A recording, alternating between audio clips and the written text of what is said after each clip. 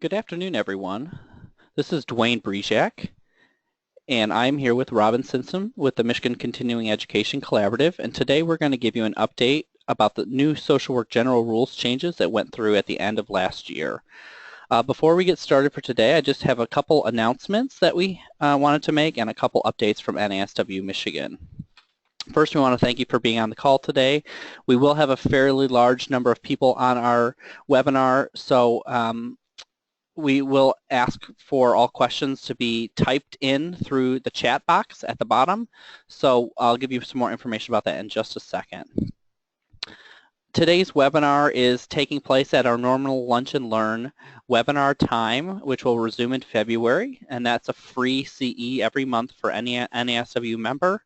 Our upcoming webinars are the intersection of social work and law enforcement with Derek Jackson, and in March, ethics and technology with Janet Joyner. So we hope you can join us for those webinars. We additionally will be having a second webinar about the rules change in February. So if any of your colleagues maybe missed this session and would like to listen in, we will have some available time for them in February. There's a couple other trainings I just wanted to mention briefly. This Friday, we will have an NASW member meeting. It's also a webinar on developing social justice priorities. So we hope you will join us for that. We'll give a recap on the last year's worth of legislative priorities and action, as well as really have a member conversation about where we'd like to see over the next 12 months. We have a couple spaces still open in the Certificate in Core Supervision training at the end of January. If you're interested, please sign up soon because those spaces will be filled very quickly. And it's 12 CEs, including all of your ethics and pain management. And then lastly, we will be introducing a Business of Social Work mini conference this spring, April 7th at the Radisson Hotel in Lansing. There'll be 7 CEs offered for that, and we will have more information very soon to all social workers about that mini conference. And then on Friday, we are also launching a very exciting initiative. We're going to be opening a virtual book club for all social workers across the state where you can earn CEs from the comfort of your own home by reading social justice and social work related material and participating in online forums to get your continuing education. Registration is open on Friday, so if you'll see more information come out from us then. If you have questions during today's webinar, again, please type them in to the chat box during the webinar, and we're going to take them as we get them or as they kind of relate to the material we're going to be talking about.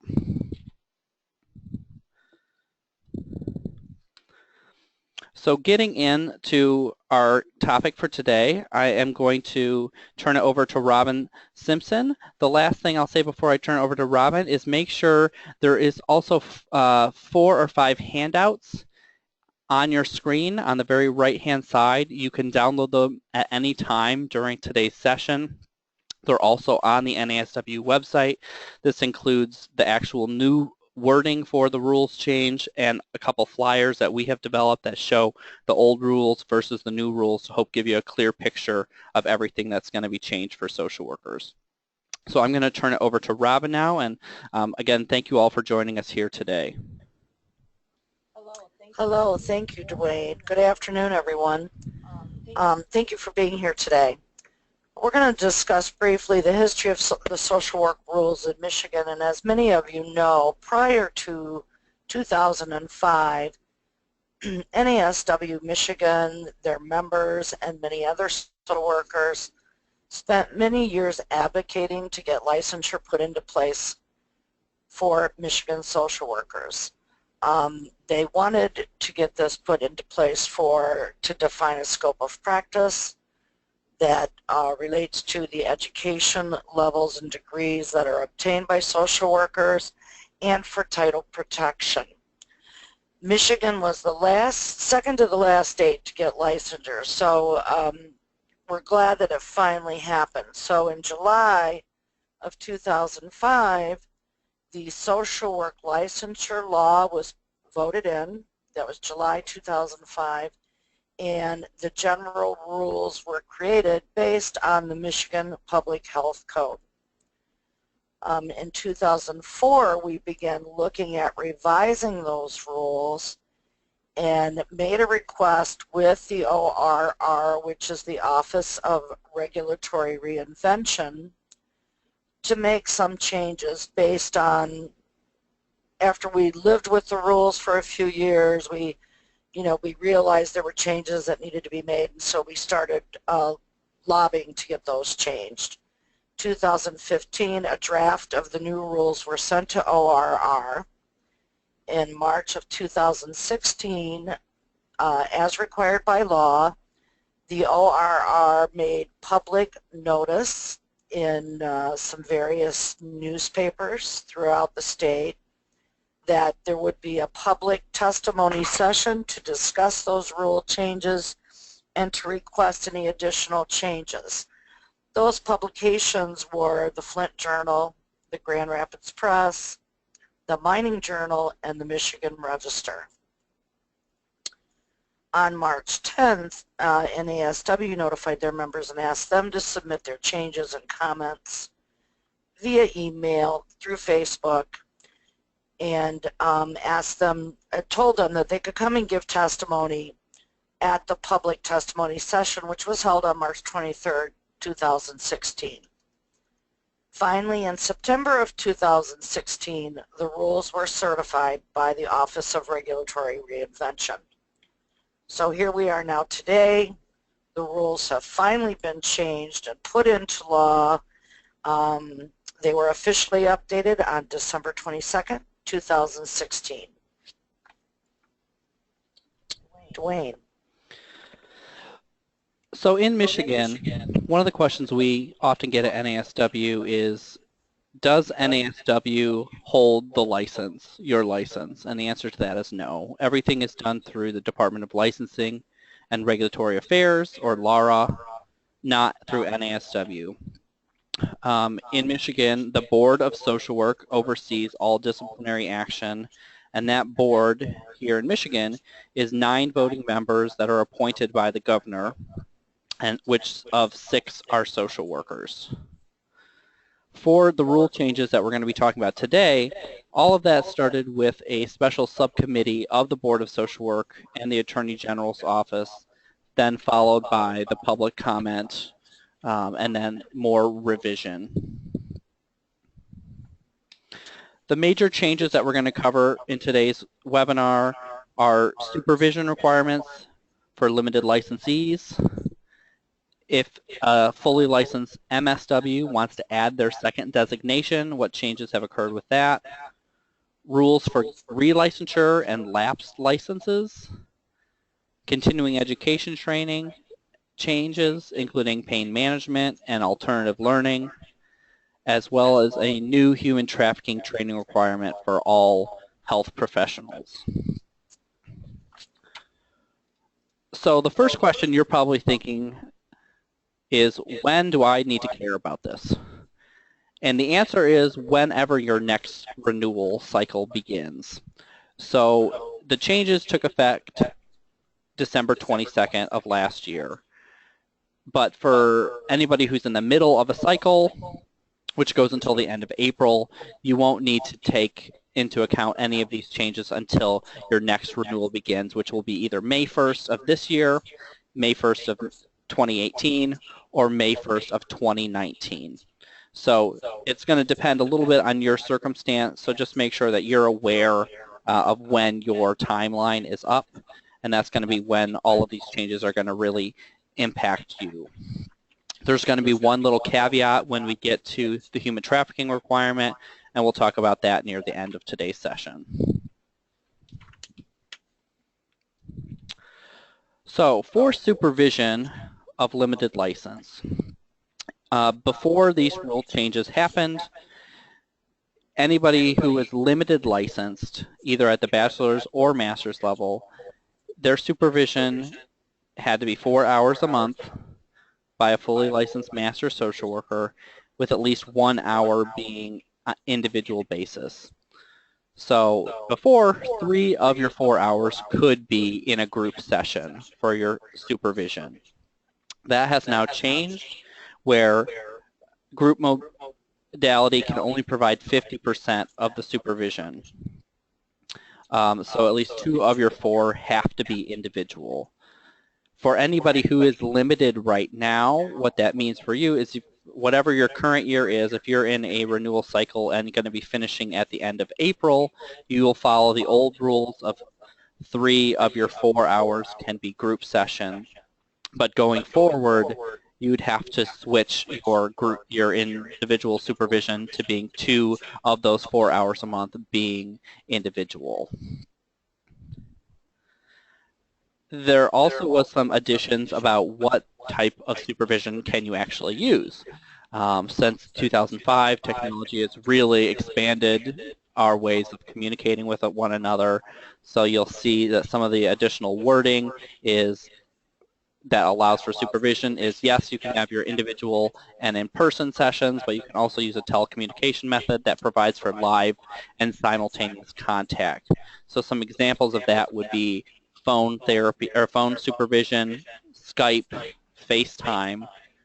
Now you still have to be aware of HIPAA and make sure none of the confidentiality issues are going to be breached, but you can use any sort of live and simultaneous contact communication, telecommunication devices to provide your supervision. Looks like there's already some questions coming in, so let me just check those out. What are the requirements for who I can be supervised by? I know it has to be an LMSW, but does it matter what their designation is?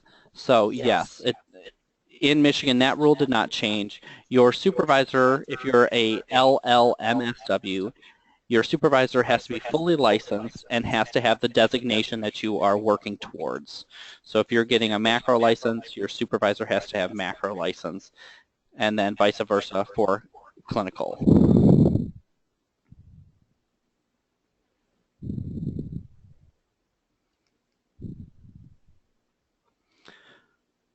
So one other clarification question, if I am renewing my limited license in April, when do these new rules apply to you? So if you are not finished with your limited license by your renewal date in April, these new rules will apply to you once you basically May 1st on your next renewal cycle.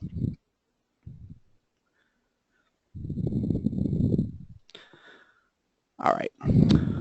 So that is kind of a run through basically of the supervision changes. This is going to impact many agencies who may have somebody on site who is doing group supervision for staff. So make sure that if you are working in an agency that offers that these changes get filtered down, because this is going to make potentially some large changes to how social work organizations are offering supervision services.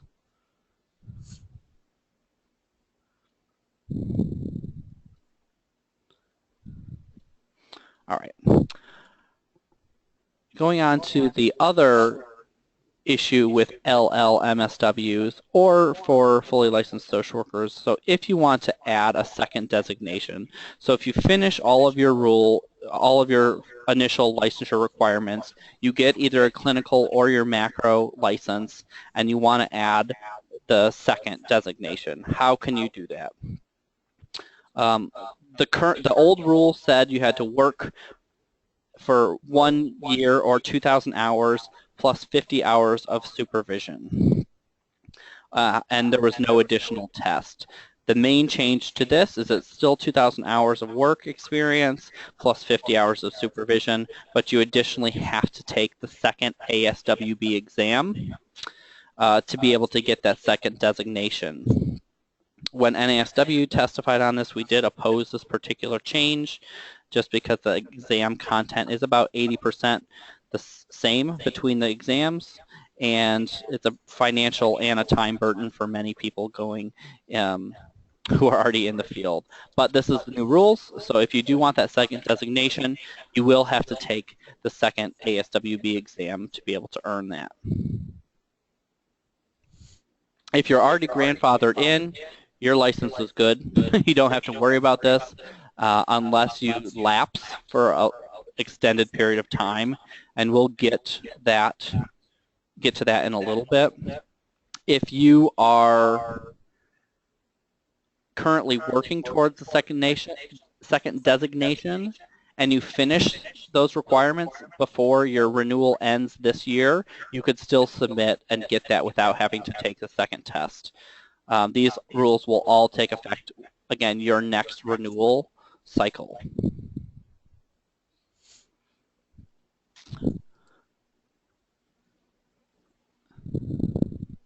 Anybody who is grandparented in 2005 to the licensure law has both a clinical and a macro designation already, so you wouldn't need to necessarily worry about that. This is for anybody who would have gotten a license post 2005.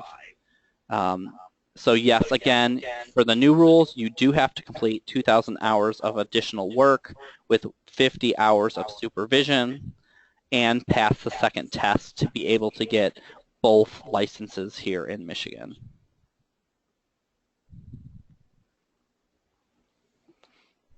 Last question on this one.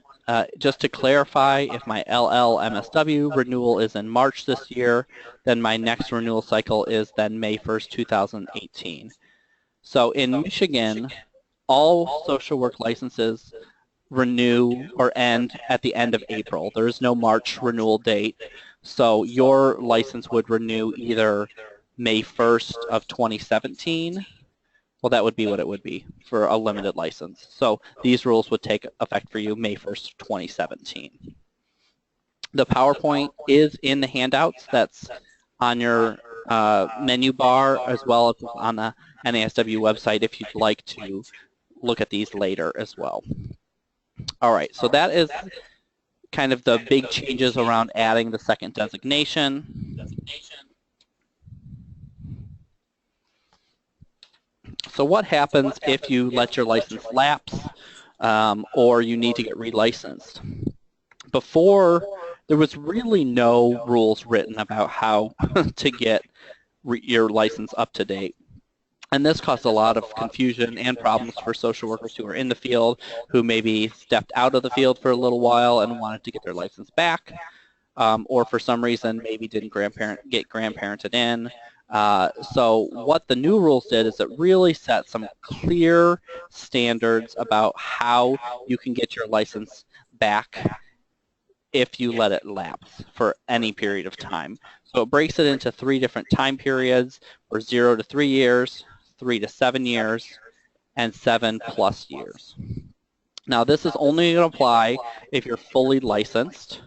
For limited license individuals, you are on a 1-year renewal still, and you can renew it 6 times from your initial date up to 7 years. Now for limited license, we get this question a lot here at the NASW office. You only have those 6 renewals to complete your requirements. Once your 6 renewals or your total of 7 years is complete, you are not able to get licensed in the state of Michigan. That rule hasn't changed. So make sure that if you are working towards your limited license and for some reason you find yourself out of work or you moved or something in your life happened where you're not collecting hours, you do not have to renew your limited license consecutively. So if that's the case, make sure that you're saving that time for when you are collecting your hours. So when we're looking at the relicensure piece, they've broken it into a really easy grid to follow. So if you're in that 0 to 3 year lapsed, all you're going to need to do is, again, reapply with a fee. There's always a fee. And then get 45 hours of continuing education. And so you're going to need that 45 hours before you actually turn in your application. That's going to kind of all go into one pot. If you're between that 3 and 7 year period, you're going to still have the application and fee, your continuing education, and then you also need 1,000 hours of practice under supervision by an LMSW. So 1,000 hours, if you're working full-time, is 6 months. So for most practitioners, that's not going to be too hard to get if you're working full-time. For anybody who's lapsed more than 7 years, you're also going to add on having to take the ASWB exam. and this would include anybody who is grandparented in. So make sure that if you are in that gap period where you maybe took some time off from practice, that if you don't want to take that exam, you want to not go more than 7 years elapsed.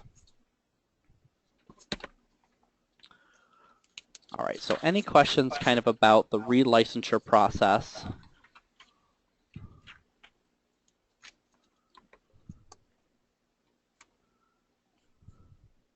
So one of the questions that came through is, if you're an LMSW and lapsed 3 to 7 years, you would need to be supervised by another LMSW. That's correct, because technically you're not an LMSW if you're lapsed. And this grid is only for LMSWs. LLMSWs, this does not apply for you. Hopefully, like I mentioned earlier, you only have 6 renewals or 7 years to get your full, to go from either an LMSW to a fully licensed. This grid would also apply to fully licensed BSWs, so just anybody who's fully licensed in Michigan.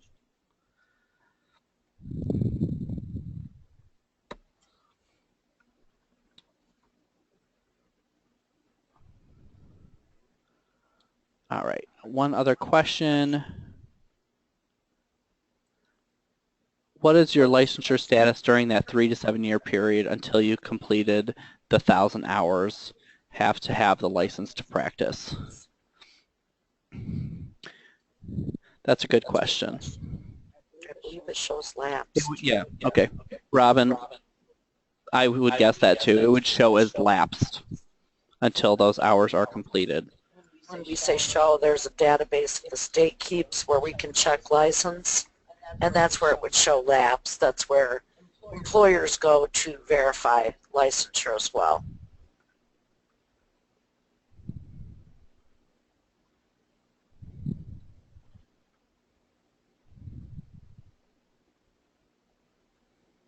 All right.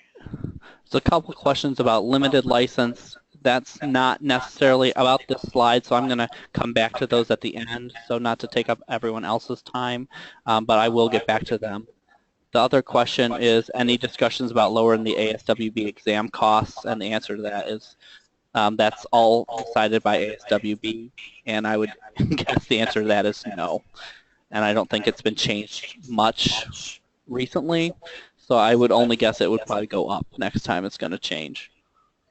I know that they're always having discussions. ASWB stands for the Association of Social Work Boards, so boards all across the nation come together at the ASWB meetings to discuss the issues that come up regarding the exam and expenses. So they are always looking at it. There are always discussions taking place.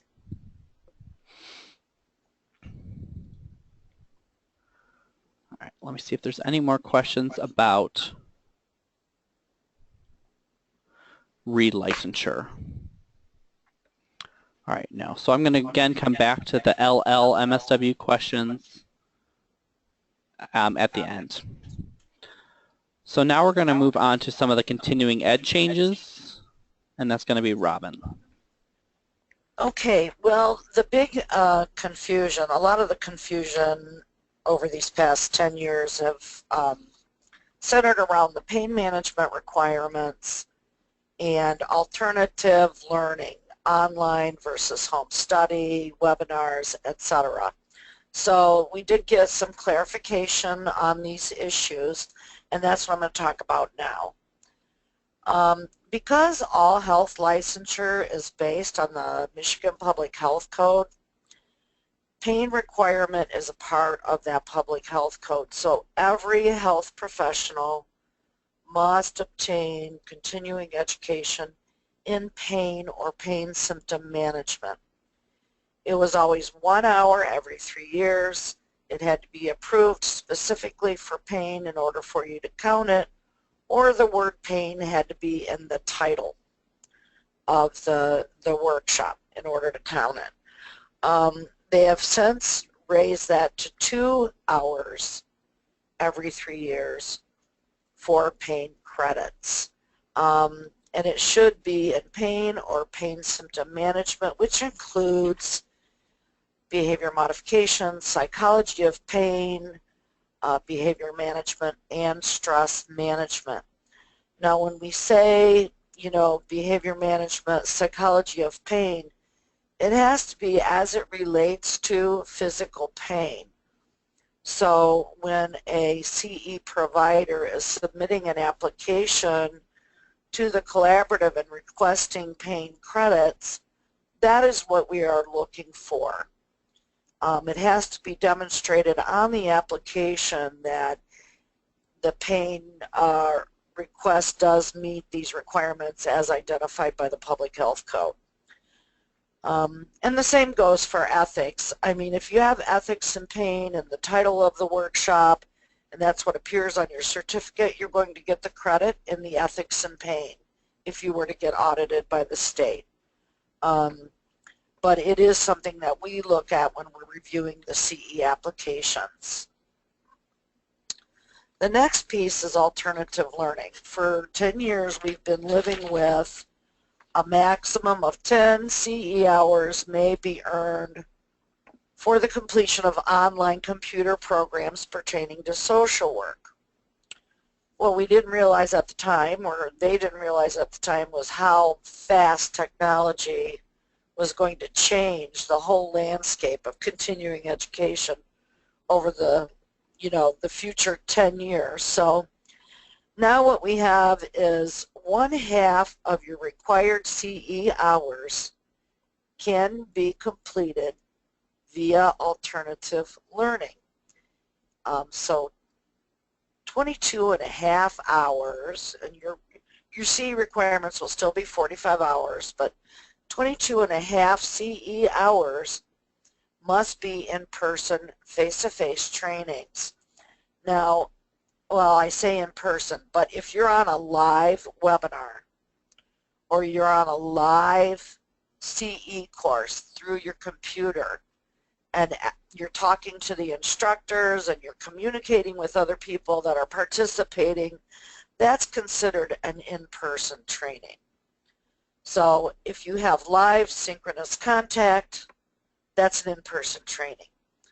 The rest of your hours, 22.5 hours, can be obtained through a home study, recorded webinars, teleconferences, and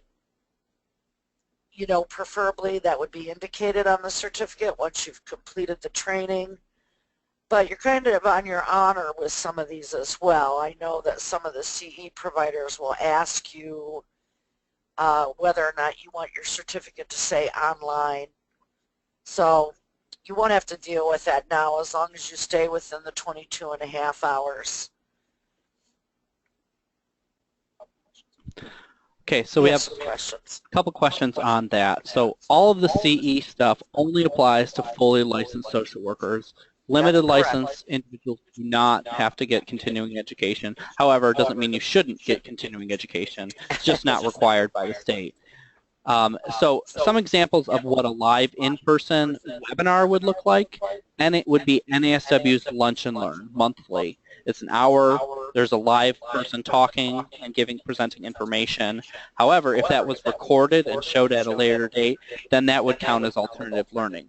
But if you watch during that initial session with the person talking live, it would count as an in-person session. An example of another version of alternative learning would be the book club that NASW is starting later this month. So that's all done not live with an individual person teaching the content. So those are a couple good examples, hopefully, of what would count for each one. And let me look through a couple of the other questions that came in. So to clarify, for school social workers, courses in behavior management or behavior modification in the school setting would not count in pain management credit. It would, if it's relevant to addressing physical pain.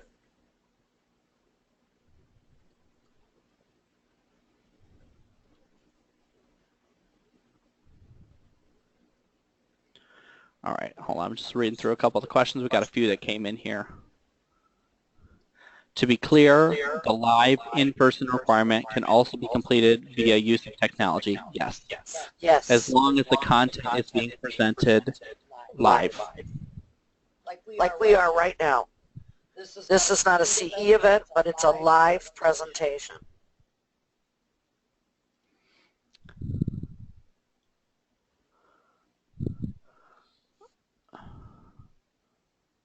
All right, looks like a lot of these are the same question.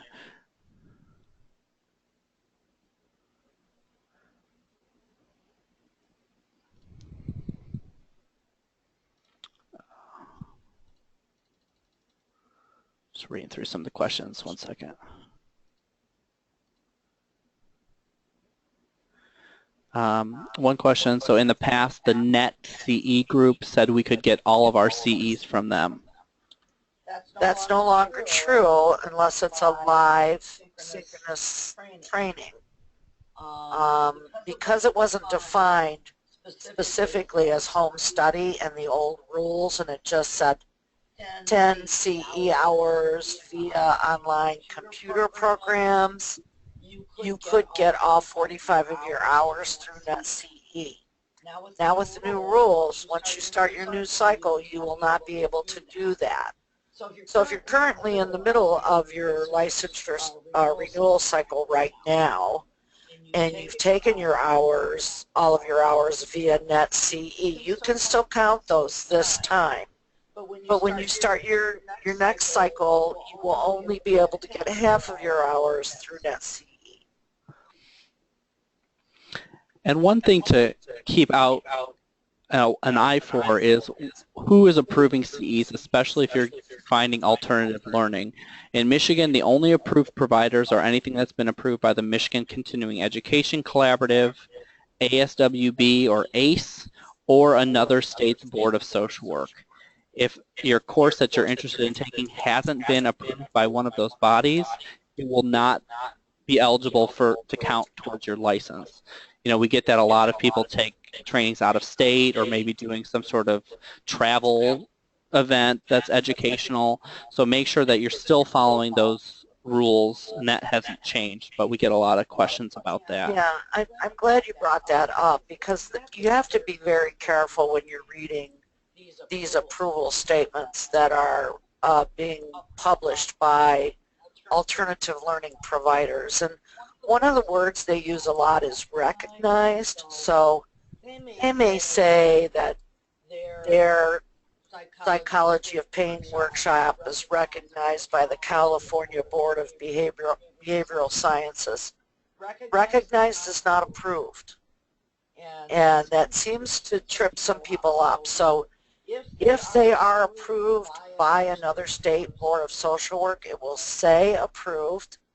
And in 99.9% of the states, they will have an approval number that they were given by that Board of Social Work. So you always want to look for that. Robin, we've had a couple questions come in. What if you are teaching social work? Can you count your teaching towards CEs? No, unfortunately you cannot. We lobbied really hard to get that rule changed, and they would not change it. So here's where it gets kind of iffy. Let's say you're an instructor at a university, you're a professor, and you're teaching social work courses. You cannot count that because that's part of your job description.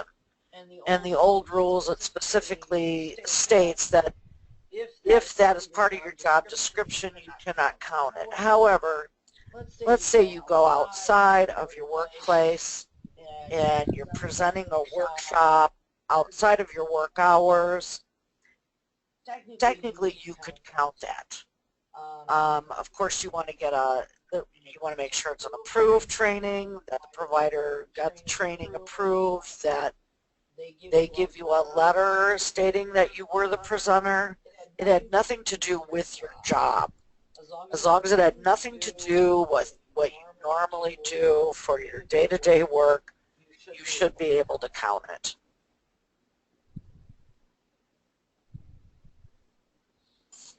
All right. So a couple more questions about continuing education. One from Brenda W. Pain management doesn't mean emotional pain. No, it means physical pain. I don't know if you have anything else to add to that, Robin. I know there's been a lot of conversations around that, but in terms of Right. the state's eyes, it's in relation to physical pain. We really did try to get it changed, especially for school social workers. But we were told that as it relates to physical pain. But emotional pain can cause physical pain. I would just like to point that out. There have been situations where when someone's in pain, it manifests in other ways, which could be a physical pain.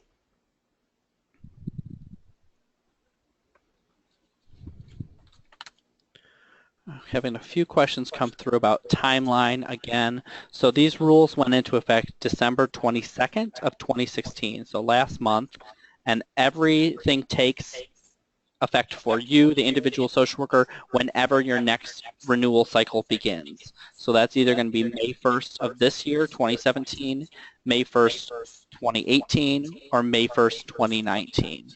So it really just depends on when your individual renewal cycle is, when this is going to account for you. Yeah, so to be clear, nothing counts in these new rules for you right now, none of you. You don't have to start following the new rules until you've started the next renewal cycle. So for somebody who might be interested in, say, doing the book club through NASW, if your renewal cycle is until 2018, you'd still only be allowed to do 10 alternative learning. So for those of you who are renewing this year, you'd be able to take all 18, but through the book club. So it really is just going to vary individually depending on when your cycle is. And that is one of the reasons the course providers have to put the date on the certificate so they can make sure that you have taken the required hours within your current cycle. And everyone still is the 45 hours over 3 years regardless. It's just going to change what those 45 have to be when your cycle is. It's still 5 hours in ethics, and now it's 2 hours in pain. The rest all have to be relevant, of course, to social work practice. So for presenters, you still get 3 hours per 1 hour of teaching a webinar or a live interactive. Right, as long as it's not part of their regular job description, they can only get credit for the presentation one time in their 3-year cycle for a maximum of 15 hours. So let's say at the beginning of your cycle in May of 2017, you just renewed, you're going to give a workshop and it's for 5 hours. You're going to get 15 CEs for that presentation if it was approved for continuing ed. But then that's all. You cannot do that presentation again and get credit again until you start your next 3-year cycle. And that would max you out at the 15 hours. If you attend a national conference, we got a question in, like CSWE. CSWE is not an approving body. However, they get approval for their conferences, I believe, through probably ASWB. So their conference is approved for you to attend. Yes, and a lot of the rules, if you go through and you read the actual legal document, it states in the beginning that CSWE is the Council on Social Work Education, and they are the rule makers basically for social work. I mean, they're the ones that approve social work content. So all programs being done in the universities are CSWE accredited, and in Michigan, if you get a diploma in social work, it has to be from a CSWE accredited school.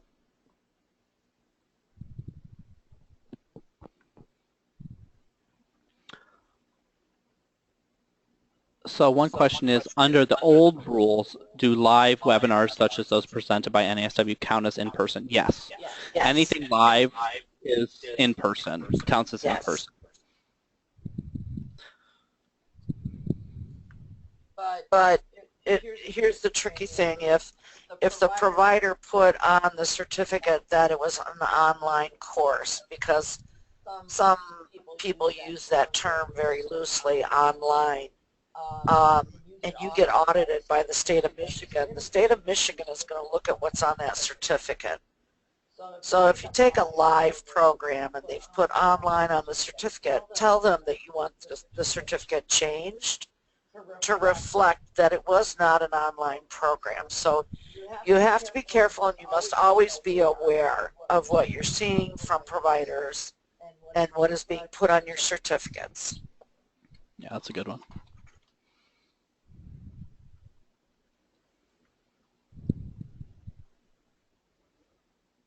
Can a course double count if it covers pain and ethics? Yes, if a course is approved both pain and ethics, and it meets the minimum number, well, it doesn't even have to meet the minimum number, I guess. Yes, if it's approved for both, it does count for both.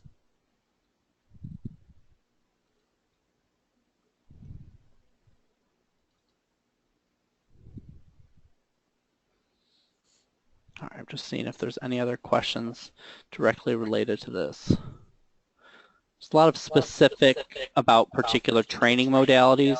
If you want to email us those separately, I don't want to necessarily go through that with the group. Feel free to after this. Do you know when the CE provider applications, Robin, will be updated? Yes, we were waiting for the rules to be approved. The collaborative group meets this month. We will begin the process of updating our application and application manual. All of that will be based on ASWB guidelines that were published a couple of years ago. We could not make the changes to our application a couple of years ago because our rules hadn't been changed. So we will be in sync with what ASWB is asking for from providers, and our application will be very similar to theirs.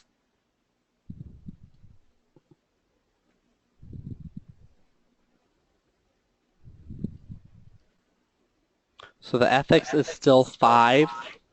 That Yes. did not change. And if you want to know when your renewal cycle ends, you can go to the State of Michigan website, and they have a registry of all licensed health professionals that you can search by your name, and it will show you your date when your current date is up.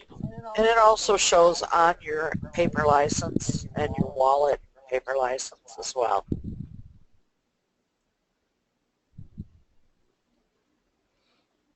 And then the last question on here.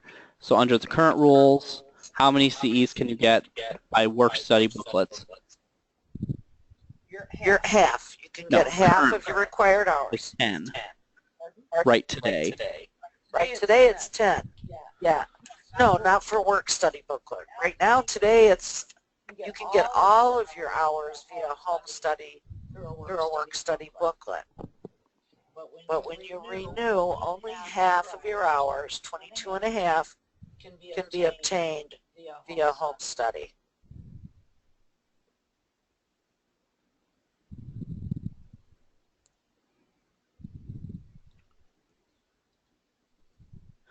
Who can we contact to see which requirements we have or have not met?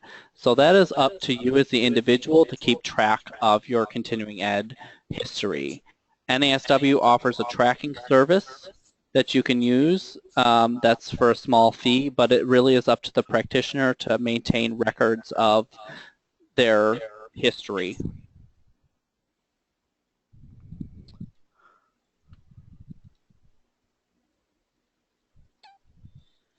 While we're waiting on the next question, I just want to let everybody know that the Michigan CE Collaborative, which is who I'm representing here today, has a website that lists all of the courses that are open to the social work public and have been approved. The type of courses listed on the website along with the capability of looking courses up by area. There's a map of Michigan. You can click on that map and see what workshops are available in your area. So if you go to socialworkcec.com, you can look up those approved programs and find them right in your own neighborhood. Great, thanks, Robin. So a couple questions. How do you know if a course is approved to meet the ethics requirement? Just like pain, ethics has to be in the title and description somewhere, or it has to include content directly related to the NASW Code of Ethics.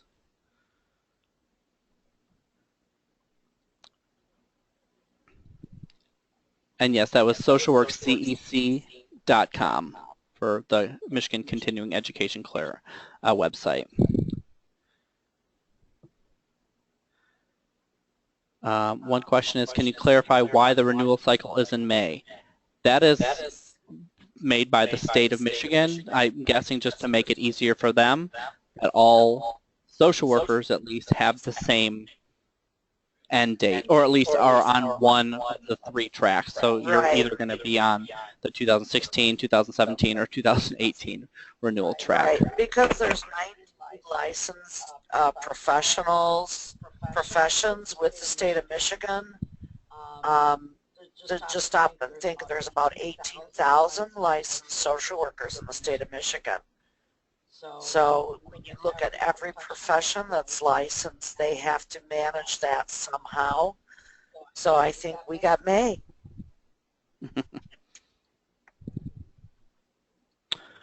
All right, I'm going to move on from the continuing ed piece, and we're going to talk about the human trafficking training component now. So this was an addition added for all health licenses, regardless of continuing education. So the new rule requires that all social workers seeking licensure, and this does or will include limited licensees, shall complete a training in identifying victims of human trafficking. Now it's very vaguely worded. It just says shall complete training. This does not mean it has to be continuing education. It absolutely can be if you want to double up and kind of kill 2 birds with 1 stone, but the state does not require that it has to be continuing education. So it's not an addition to your 45, so it's not adding a 46, but it is adding this additional training component.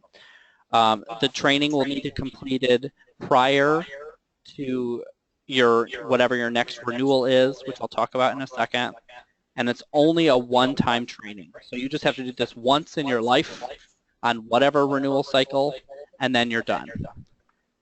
Well, that's the way it's written right now, let's just say. So you'll want to keep documentation of whatever your training is, even past your next renewal cycle, because if they audited you 10 years from now, 20 years from now, and said, we need to see that you've taken this human trafficking training or completed it, even if you did it years and years past, you would want to keep that documentation. Those who are graduating and will be seeking a limited license will also need to complete this training. This is very new, because right now there is no training requirements for somebody seeking a limited license. That will change with this law. So anybody who works at a school of social work who is on today's call, this is going to kind of be falling in the schools of social work. It's not directly, but indirectly, it's going to really probably impact some of the schools of social work in terms of making sure that there is some training modality for graduating students. And this does apply to many different health licenses. So if you work as part of an interdisciplinary team at your agency, this is something that it would be great if you would pass on to people if they're not aware within their own field if they need to do it. And part of the reasoning behind this is Michigan, at least recently, was named the #2 state in the nation for human trafficking. So primarily children. So part of the training is to help educate all health professionals about warning signs. Yeah, what to look for, how to handle it. And so what does training mean? So it can be a teleconference or a webinar. It can be a live presentation or a printed or electronic media. So it gives you a pretty big scope of what can be included. However, you need verification that you completed it. So it's not like just go online, read an article, because there's no proof that you completed anything. You'd want to do this through some sort of actual training program. The training must include understanding the types and venues of human trafficking in the United States, identifying the victims in healthcare settings, identifying the warning signs of human trafficking in healthcare settings for both adults and minors, and resources for reporting suspected victims. Now, this is boilerplate language that was included in all health professions in the state of Michigan, so there was no really way to get clarification or any sort of changes. We had requested some things, but they weren't able to do that. I know a lot of the CE providers that I've been talking to will be doing workshops on human trafficking. So you'll get your requirements in, you also get CE credit for it, so it'll be a win-win. I'd keep my eyes open on the website for those workshops.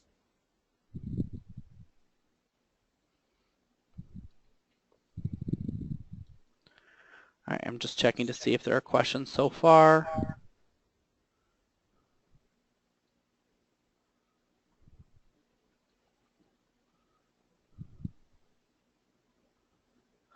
Is there an approved handout / training PowerPoint for the human trafficking component?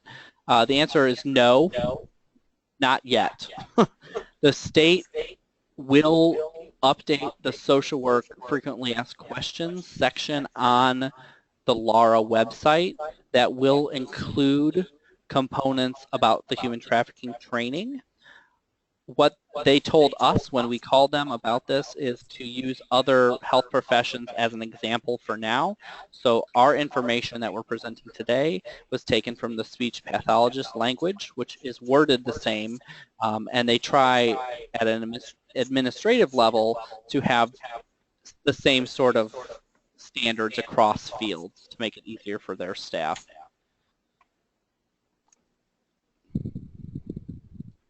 There's no specific number of hours. It's just quote-unquote training. So it could be a 1-hour CE course. It could be a week-long conference. It really is very flexible in terms of what you can do as a practitioner. If you took a course in your current cycle of licensure, it should count. So if you have that, then keep that for your records. If it was before you had a license, that training wouldn't count. It would have to be something This is new. Right. All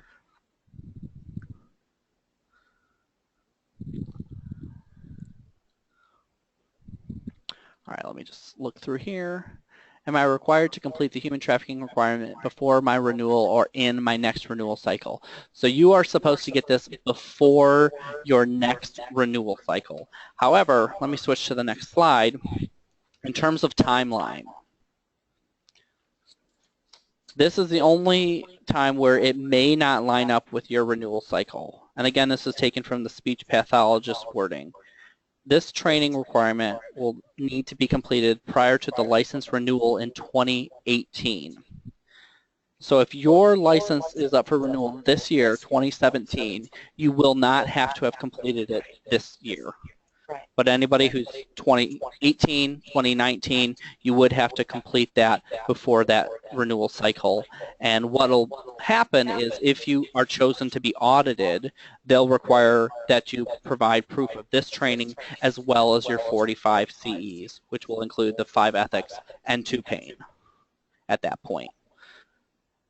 And then for limited licensees, this is where it's going to be a little tricky. So this training for limited folks or who are graduating and applying for that initial license, won't start until 2021. So we have a little bit of time for those individuals and for probably the universities to figure out how we want to deal with this. So the timeline is might be a little bit different than your renewal schedule.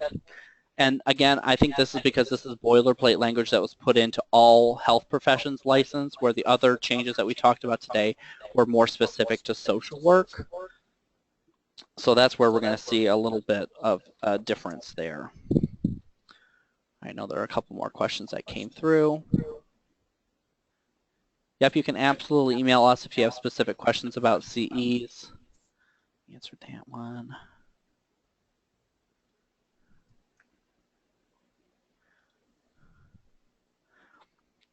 Oh, good question. Are there any new rules that apply to registered social work technicians? Just the human trafficking piece.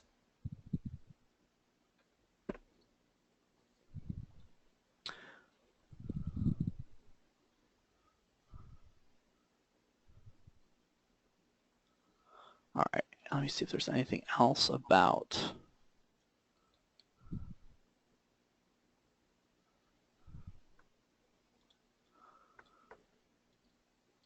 All right, seems like that is the last questions are on human trafficking.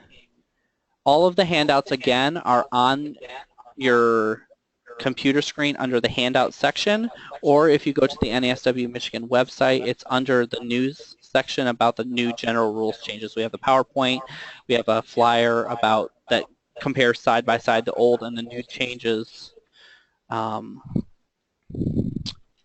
as well as the wording for the new general rules.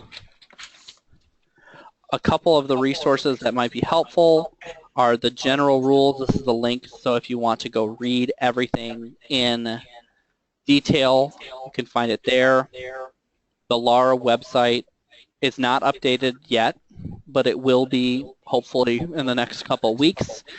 We never know for sure how quickly that will get done, but we wanted to make sure you all had the most up-to-date information, as it will affect you all fairly soon. Are there any general questions before I go back and specifically talk about limited license issues? Because there's quite a few questions about that.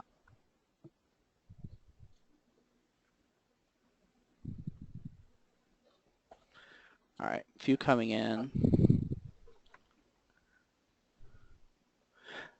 Can you please clarify, of the 45 CEUs, so of your 45, 5 have to be pain, or sorry, 5 have to be ethics. The new rules, 2 have to be pain management, and those are the only requirements.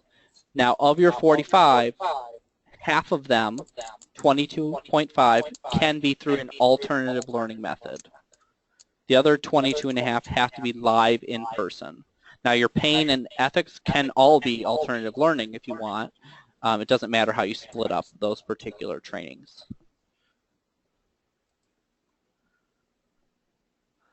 Again, there's no hours for the human trafficking. It's not specific because it's not a continuing education requirement. It's just a training requirement. So they don't put a specific number on there. We will have this webinar also online. It'll be on our YouTube page by the end of this month. And we have a second session in February that we'll have. I'm going to, let me see if I have our emails up here. I don't, but I'm going to send the email out right now. Just a second.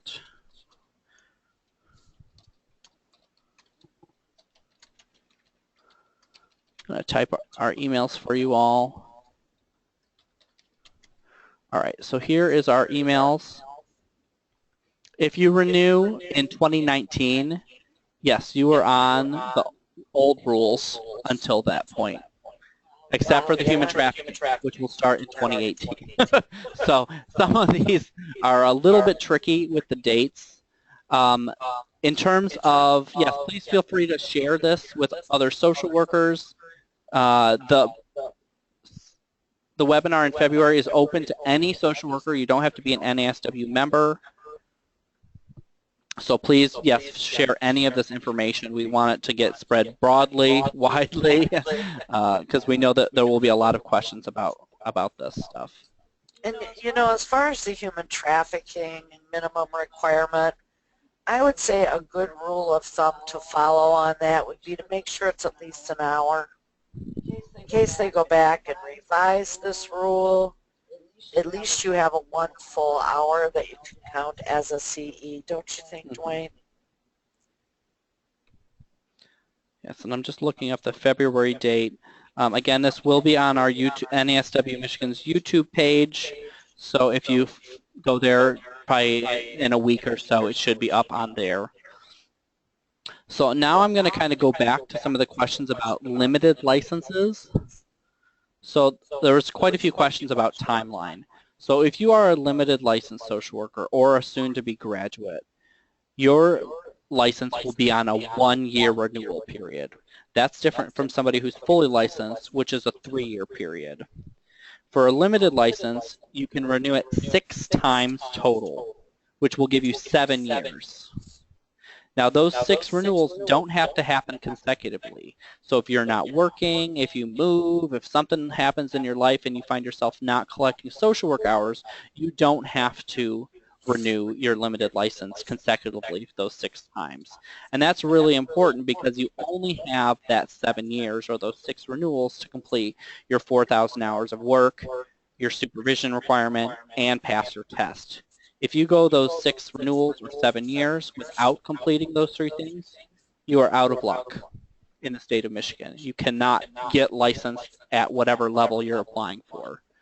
Right. If you're an LMSW, they'll let you apply for an LBSW. If you have a BSW degree. If you have a BSW, so you'll still have to take the exam, though. So that's one thing that's really important, that if you are not working and you're on a limited license, you know, if it's just 1 year, you might be all right. If you maybe are in between jobs or just taking a small break.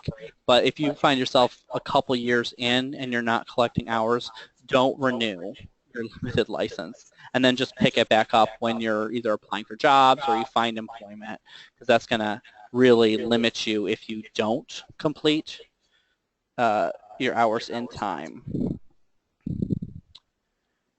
If you're a macro licensed social worker, everything we talked about today still applies to you. There's no difference between clinical and macro designation in terms of the CE or training requirements.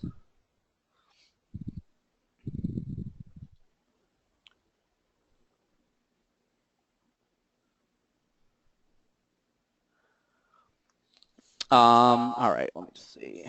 As an LLBSW, you do not need to get renewals if you do not currently have a supervisor. So if you are working in social work and you are a limited license, you are required by the state to have supervision.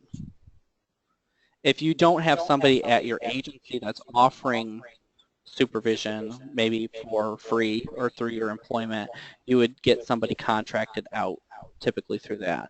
NASW-Michigan, we have a supervision registry on our website for anybody who needs to find a supervisor, and those individuals who have gone through our certificate in core supervision training.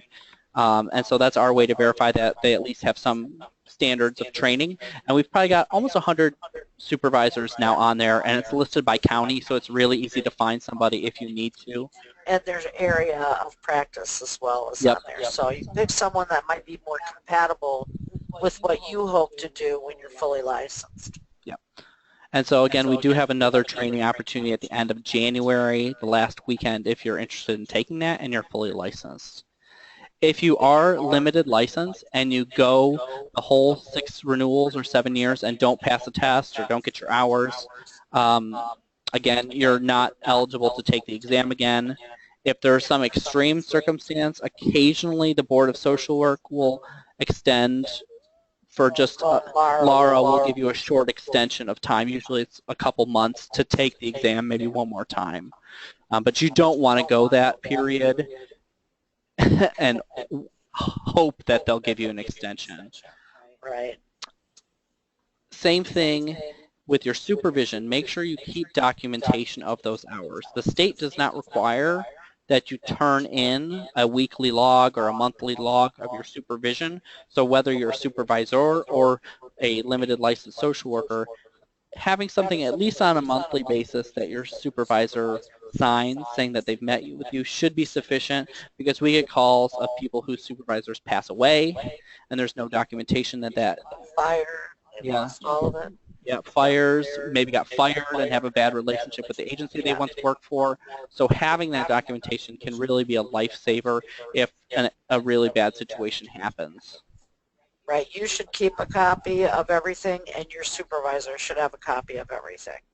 And we recommend that anybody offering supervision creates a contract between you and your supervisor and supervisee. Again, that's part of our core supervision training. We require that you have at least 3 years of practice as a fully licensed social worker.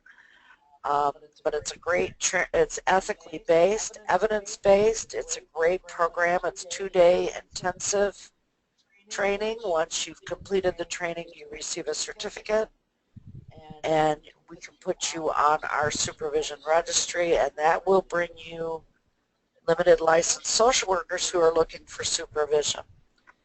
And you can charge for that service or not charge.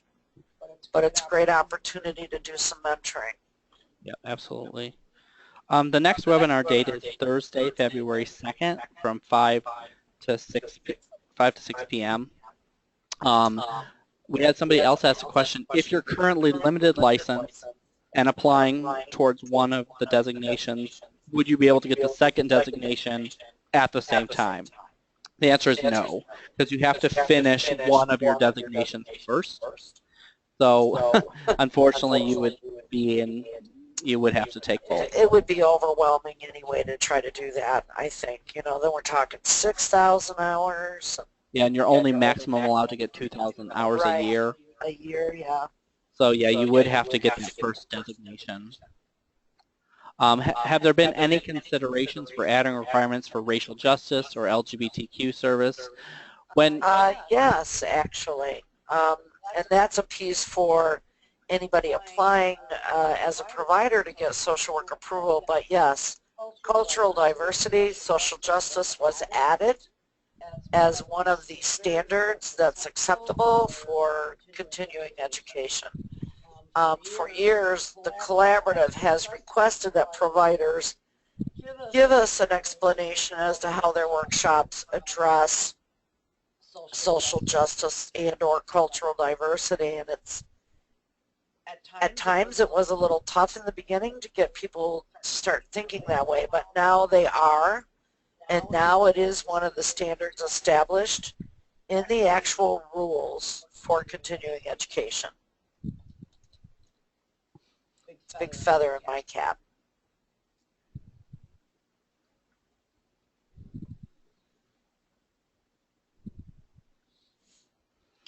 All right. So for one question, I'm newly fully licensed. My license is good for 1 year. How many C's do I need to get in that 1 year? That's a really good question. The answer is none. So for limited license folks who then get their full license, oftentimes you're going to fall into like this gap, which could be like a probation. It could be either go from like a month to like a year and a half. Mine, for instance, was like a year and a couple months. During that time, you won't have to get continuing education. That will start once you hit your first full 3-year cycle. That's also a good piece of information to pass on if you're a supervisor supervising somebody who's limited license, because they will find themselves in that like gap period once they complete all of their requirements. And again, that's to catch everyone up with that April 30th renewal date, since everyone's on the same timeline. If you are working part-time in your limited license, the supervision requirements are still the same. You still have to get 4 hours a month, and at least 2 of those 4 have to be individual. I'm working 16 hours. Yeah. So for limited license folks, you have to work a minimum of 16 hours, and that can be paid or volunteer. It can count a maximum of 40 hours per week.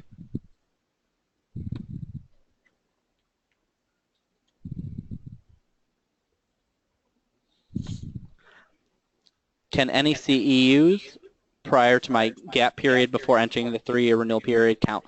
No. For all CEs, it's just what during your time frame of that particular license is that would count. It's a good question, though.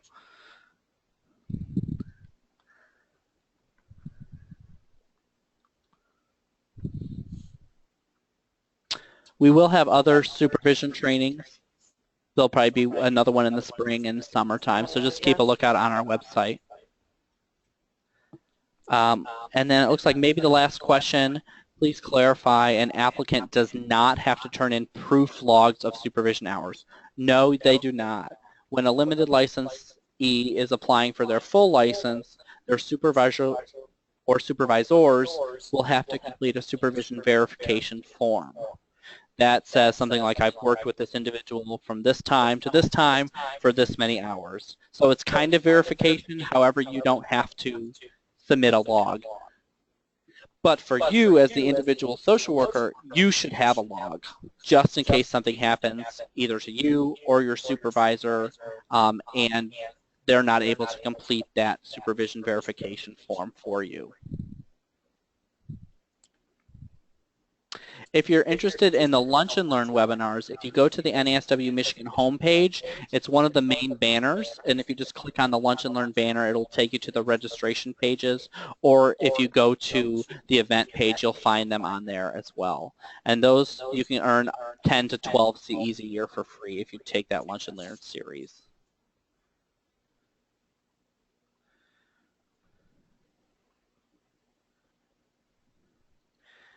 If I already have a license in macro and clinical practice, is there anything changed for me for your renewal? It will be your human trafficking requirement, depending on when your renewal is, that starts in 2018, and then the pain requirement. Yep.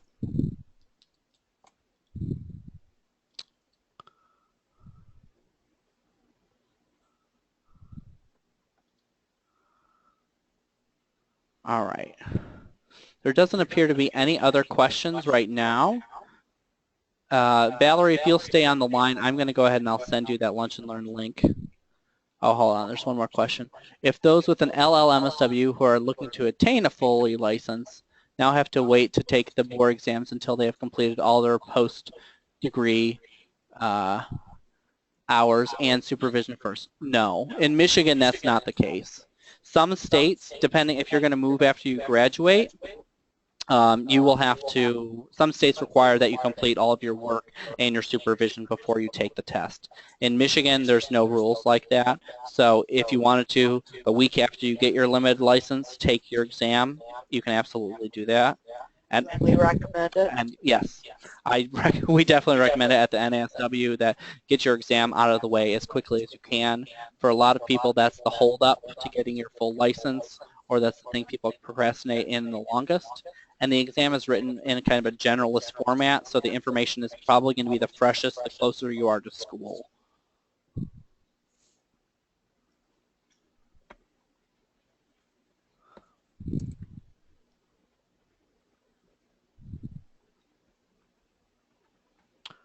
All right. A question on, will the supervision training, the certification training be required to provide supervision?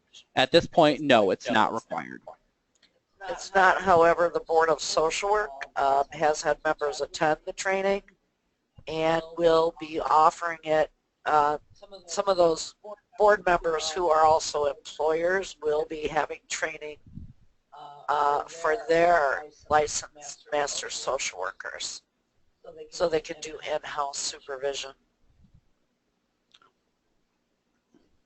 In the supervision registry, you do not have to be a member. If you're a limited license and you're looking for a supervisor, you do not have to be an NASW-Michigan member to look at that list to see who is available for supervision. One question that came through is there any considerations in the work to provide the exam in other languages or provide accommodations for people who don't speak English as their primary language? That would be an ASWB question. I would think And I would, they would do yeah, I would that, guess but there would be accommodations made. In terms of the NASW website, let me just quickly show folks.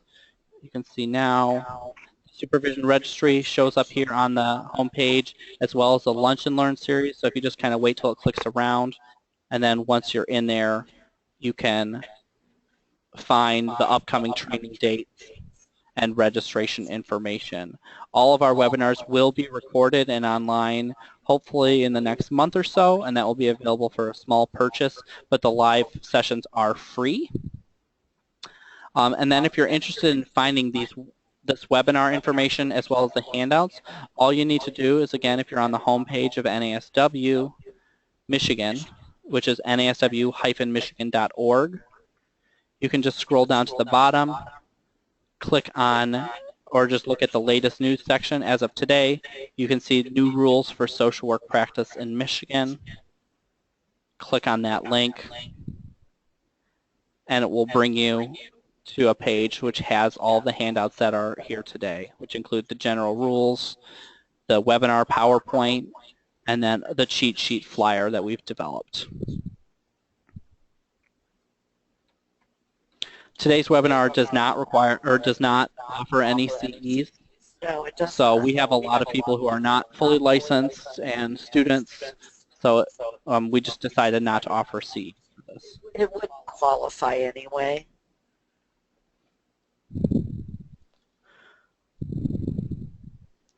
In terms of supervision, NASW does provide guidance on topics to cover in supervision. In our supervision page on our registry, you can find templates for contracts between you, logs for your hours, as well as some topics. But the training, the certificate in supervision training, will cover a lot of that in more detail, as well as give strategies. Legal aspects, vicarious liability issues with supervisors and supervisees.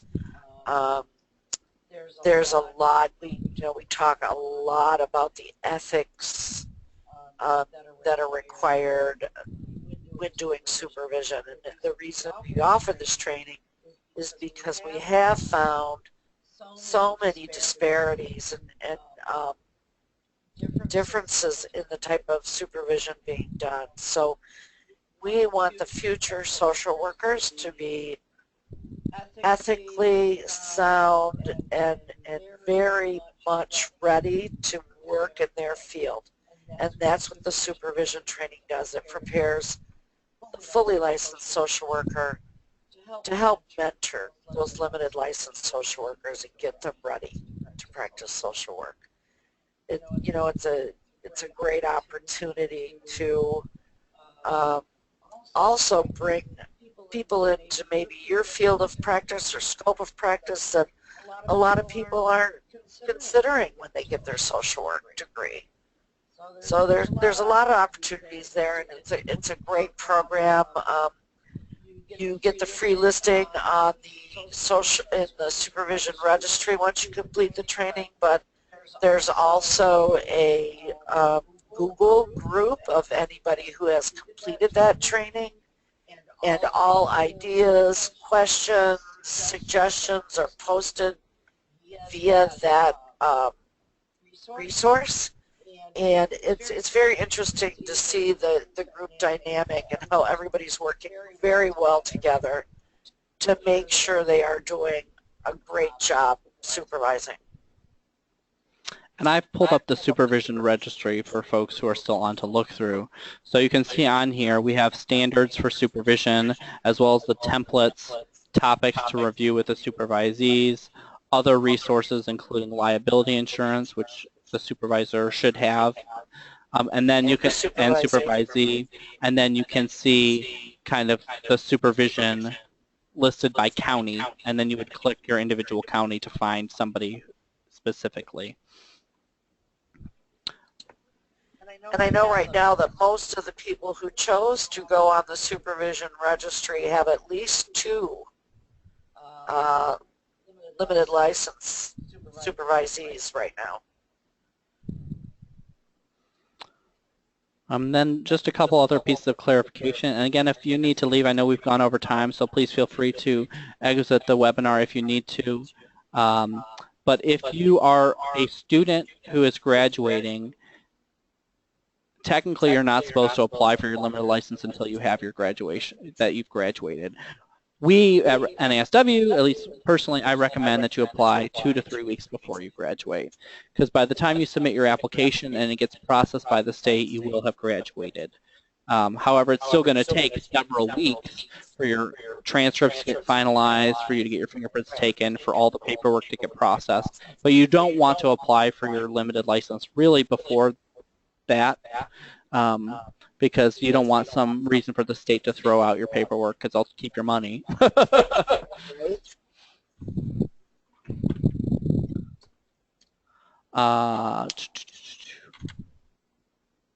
The supervision training does count towards CEs, actually 12, so you can get quite a lot there.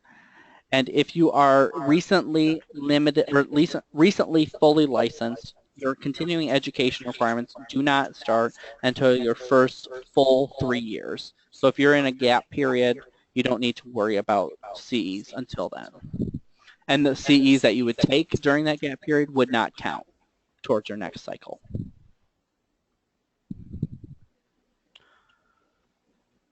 All right, that looks like all of the questions for today. We would just like to thank you again for joining us. I know this was a lot of information. Please feel free to reach out to either of us if you have further questions or join us for our February workshop. Okay, have a great day.